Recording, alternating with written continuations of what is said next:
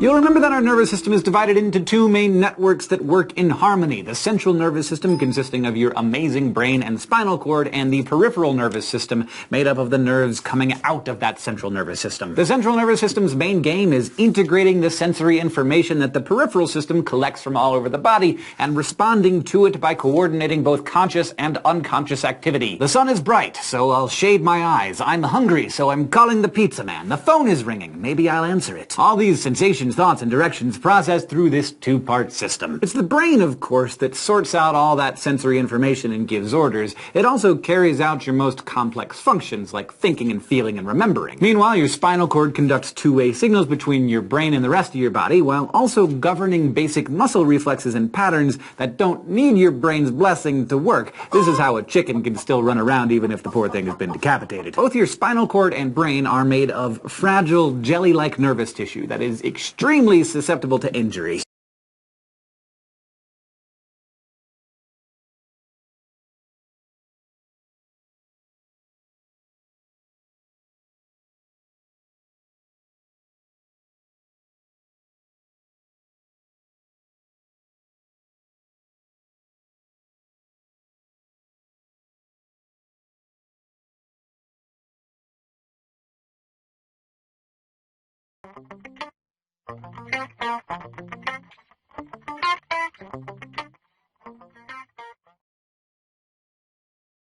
Cerebrum.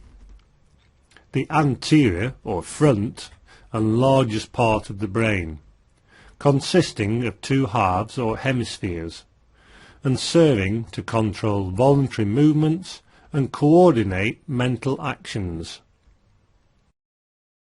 Cerebellum. A large portion of the brain serving to coordinate voluntary movements, posture and balance in humans, being in the back and below the cerebrum and consisting of two lateral lobes and a central lobe. Corpus callosum. It connects the left and right cerebral hemispheres and facilitates interhemispheric communication. Brainstem. The portion of the brain that is continuous with the spinal cord. It controls reflexes and such essential internal mechanisms as respiration or breathing and heartbeat. Spinal cord. The thick column of nerve tissue that extends from the base of the brain about 2/3 of the way down the backbone. As part of the central nervous system, it carries impulses back and forth between the brain and other parts of the body through a network of nerves that extend out from it like branches.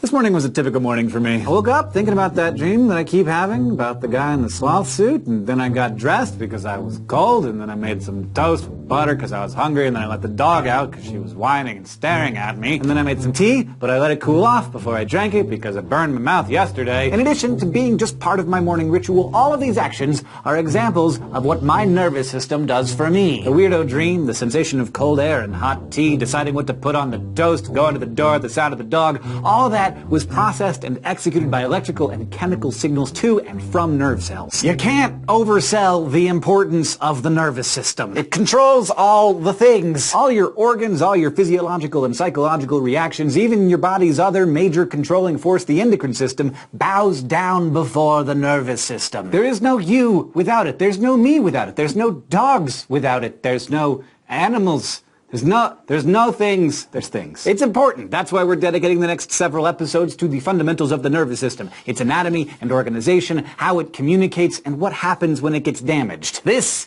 is Mission Control, people.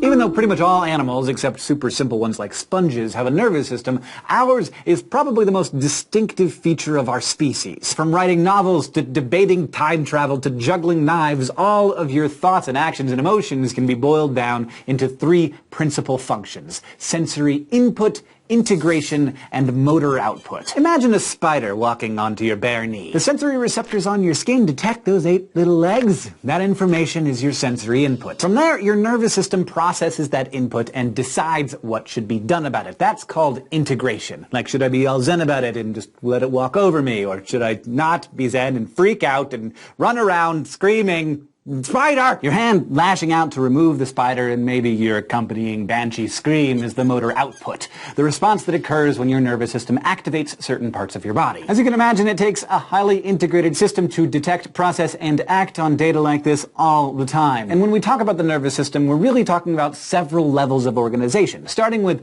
two main parts, the central and peripheral nervous systems. The central nervous system is your brain and spinal cord, the main control center. It's what decided to remove the spider and gave the order to your hand. Your peripheral nervous system is composed of all the nerves that branch off from the brain and spine that allow your central nervous system to communicate with the rest of your body. And since its job is communication, your peripheral system is set up to work in both directions. The sensory, or afferent division, is what picks up sensory stimuli, like, hey, there's an arachnid on you, and slings that information to the brain. Your motor, or efferent division, is the part that sends directions from your brain to the muscles and glands, like, hey, hand part, how about you do something about that spider? The motor division also includes the somatic, or voluntary nervous system that rules your skeletal muscle movement, and the autonomic, or involuntary nervous system that keeps your heart beating and your lungs breathing and your stomach churning. And finally, that autonomic system, too, has its own complementary forces. Its sympathetic division mobilizes the body into action and gets it all fired up like, spider! While the parasympathetic division relaxes the body and talks it down, like,